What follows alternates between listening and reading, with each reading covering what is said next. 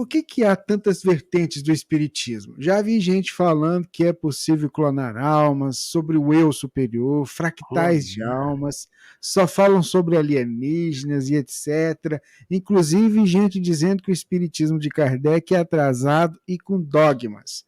O que a gente pode falar para esse nosso internauta, Jorge? Eu nunca tinha ouvido falar de clonar a alma, é a primeira vez. Nunca ouvi falar, não. Mas o que que acontece?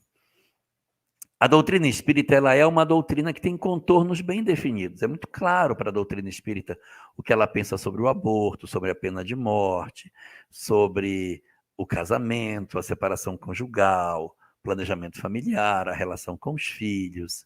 É muito claro, isso aí está tudo muito bem definido, o contorno está muito claro.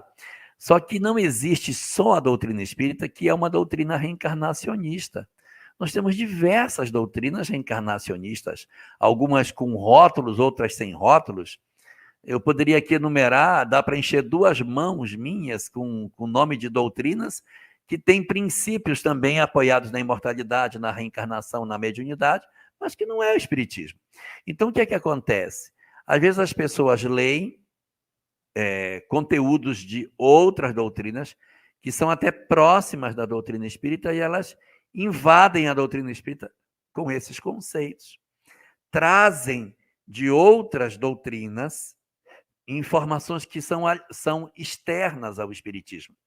E aí você vai encontrar alguns espíritas, e não o espiritismo, mas alguns espíritas, que misturam o conhecimento que o espiritismo apresenta com de outras várias propostas de entendimento da vida.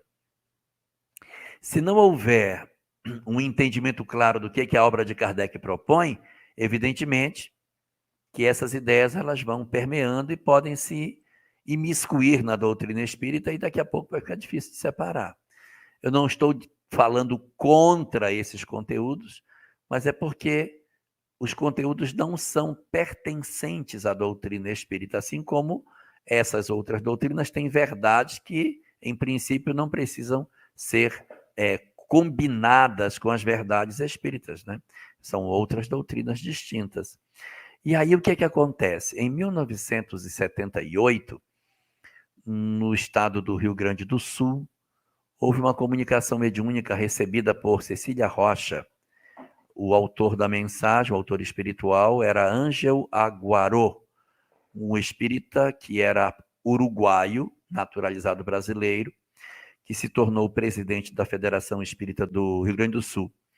E ele, desencarnado, dá uma mensagem por Cecília Rocha dizendo que nós estávamos sendo alertados do mais alto para a necessidade de construirmos um estudo sério, sistemático sobre o conteúdo da doutrina espírita, para que ela não se perdesse nos seus princípios, porque seria muito difícil deixar o edifício doutrinário de pé diante do vendaval que soprava de todos os lados e que poderia derrubar o edifício da doutrina espírita.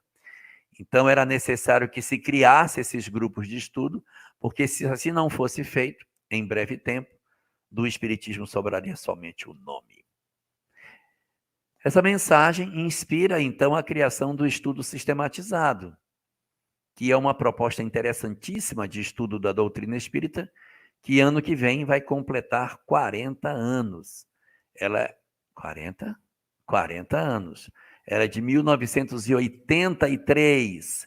Então, ano que vem, ela fecha os 40 anos de existência. E esse estudo sistematizado ele foi essencial para o resgate da legítima expressão daquilo que o Espiritismo seja. Hoje nós temos uma estrutura doutrinária muito mais alicerçada, porque tem muito mais gente estudando, muito mais gente conhecendo o conteúdo espírita e, portanto, com muito mais propriedade de conhecimento sobre aquilo que o Espiritismo esposa.